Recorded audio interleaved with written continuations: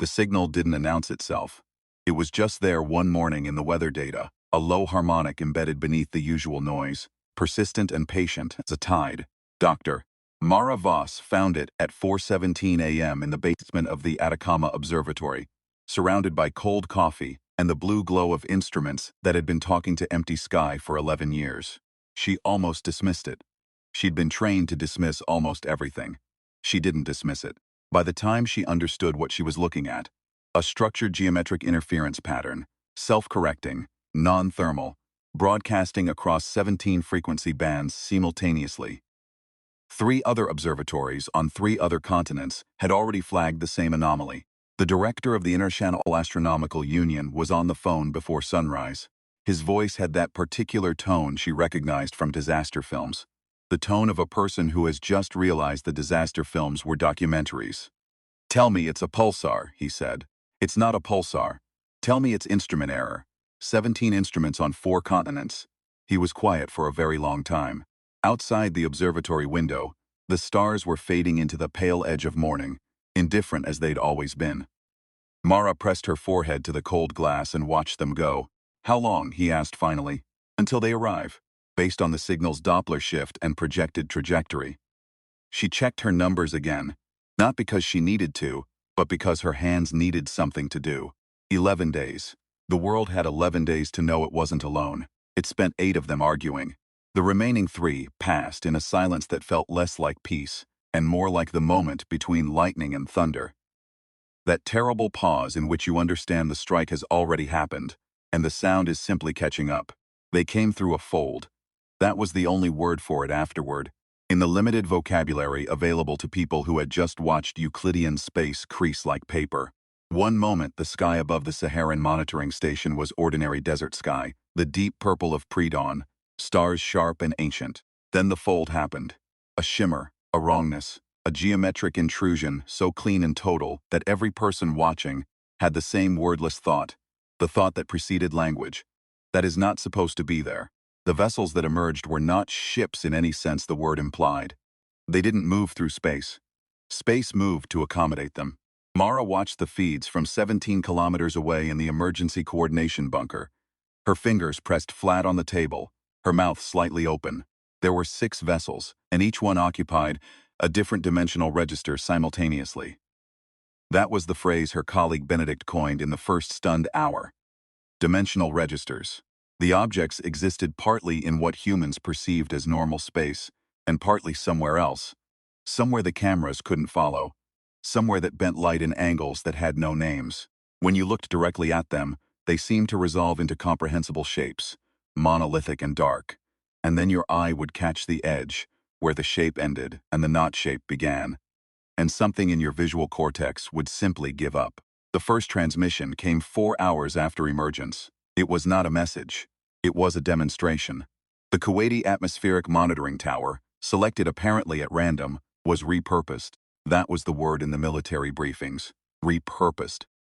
The tower's molecules were reorganized at a fundamental level within approximately 11 seconds. When it was done, the tower still stood, but it was no longer made of steel and concrete. It was made of something that had no earthly analog, a crystalline structure that hummed at a frequency humans could feel in their molars, and which broadcast, on a tight beam, the same geometric interference pattern that had preceded the alien arrival, a signal within a signal, an interference pattern used as a calling card. The message, insofar as anyone could decode it in the first frantic days, was not a greeting, it was a map of human radio and electromagnetic output across the last 100 years. Every broadcast, every satellite signal, every radar ping, every leaking signal from every transmitter that had ever pointed at the sky. Organized, categorized, annotated in a notation system no one could read. "They've been listening to us," Benedict said. He was a small man with a large forehead and the particular stillness of someone who has decided to be calm as an act of will. "For at least a century, maybe longer." "That's not the disturbing part," Mara said. "No," he agreed. "The disturbing part is that this is a filing cabinet. They organized our output the way you'd organize the calls of an interesting animal. No hostile action was taken in those first days. No communication was attempted. The 6 vessels held position at 6 points equidistant around the globe. each one hovering at 60 kilometers altitude, each one broadcasting its fragment of the interference pattern. Together, Mara eventually understood, the 6 fragments formed a complete signal. A question or a statement, impossible to know which, directed not at any government or authority, but at the electromagnetic background of the planet itself. The world's governments debated response for 31 hours and reached no consensus. Several nations attempted military signaling. The vessels ignored it. Someone with more creativity than authority pointed a massive radio telescope at the nearest vessel and broadcast the interference pattern back at them, unmodified. Nothing happened for 6 hours. Then, for the first time since arrival, one of the vessels moved. It moved toward the radio telescope. It stopped 400 meters above the dish and remained there. Still, waiting. And in that terrible patience, that alien capacity to simply hold a position and wait while the small creatures below ran around in their small circles, Mara felt something she hadn't expected to feel. Not fear. She'd been afraid for days. This was different. This was offense. They were waiting to see what the animals would do next. She commandeered the telescope. The telescope director, a bearded Dutchman named Prins, who had spent his career searching for exactly this moment, and was now visibly devastated that it had arrived, tried to argue. She showed him her emergency authorization papers and the expression of someone with nothing left to lose. He stepped aside. She spent 3 hours composing the response. Not in mathematics. Everyone had tried mathematics. Not in physics constants. The aliens clearly had a better grasp of those than humans did. She composed it in structure. In the architecture of information itself, she took the interference pattern they'd broadcast, and she broke it apart at every level she could access. Frequency, amplitude, phase, harmonic ratio, temporal spacing, and she built something new from the pieces. Not a mirror of their signal, not a repetition, a variation, a development. The kind of thing a musician does when another musicianist plays a phrase at them across a room. Here is what I heard. Here is what I understand. Here is what I've added. She broadcast at 11:44 p.m. local time, with Benedict standing behind her holding 2 cups of terrible instant coffee, neither of them drinking. The vessel's response came in 0.003 seconds. Not a physical response, no movement, no visible change. A signal, tight beam, aimed directly at the dish. The same pattern but extended. Her variation incorporated and pushed forward. Another phrase, another development. Benedict spilled his coffee. They played like that for 6 hours. Back and forth, the exchange building in complexity, each transmission longer and denser than the last. By the 3rd hour, Mara's hands were shaking. By the 5th, she had 3 other researchers helping her parse the incoming transmissions, because they were becoming too complex for one person to hold in their head. By the 6th hour, she understood, dimly, imperfectly, in the way you understand something vast through a keyhole, that the pattern was not a language. It was something beneath language. A notation for describing the fundamental structure of information exchange itself. Not what to say, but how the act of saying worked. They were not talking to her. They were teaching her to talk. At dawn, the vessel moved. Back to its original position, 60 kilometers up, holding its fragment of the full pattern.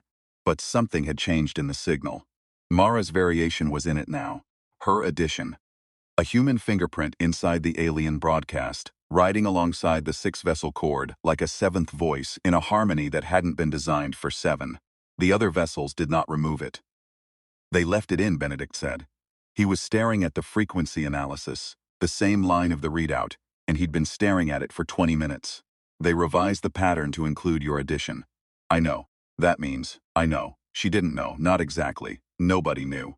But here was what it felt like. Standing in that cold concrete room with the rising sun painting the telescope dish gold through the narrow windows. It felt like being acknowledged. Not as a threat. Not as livestock. As something that had added something new to a conversation. Something they hadn't heard before, and they'd found it. Not impressive, not yet, maybe not ever, but worth including. Worth the small effort of revision.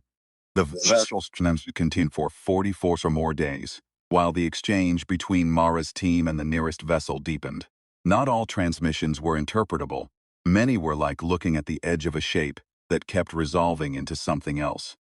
You'd parse a structure and begin to understand it, and then your understanding would itself become part of the input to a larger structure you couldn't see yet. A maze that turned its walls into doors. Traps that became invitations. Every time she thought she understood the grammar, it expanded. She slept 4 hours a night. She ate at her desk.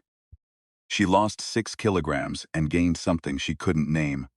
A kind of structured patience she'd never had before. The patience of someone who has learned to wait inside a problem instead of clawing at its edges. Benedict brought her food she didn't taste and reminded her she had a daughter she hadn't spoken to in 11 days, and she called her daughter at midnight from the corner of the lab, sitting on the floor with her back to the wall. And her daughter asked what the aliens were like, and Mara said, "They're very old, and they've been watching us for a long time. And I'm not sure, but I think they didn't expect us to be able to answer back." On the 45th day, the full 6-vessel pattern changed, not incrementally. All at once, simultaneously, all 6 vessels revising to include a new element, a structural marker Mara had never seen before in any of the transmissions.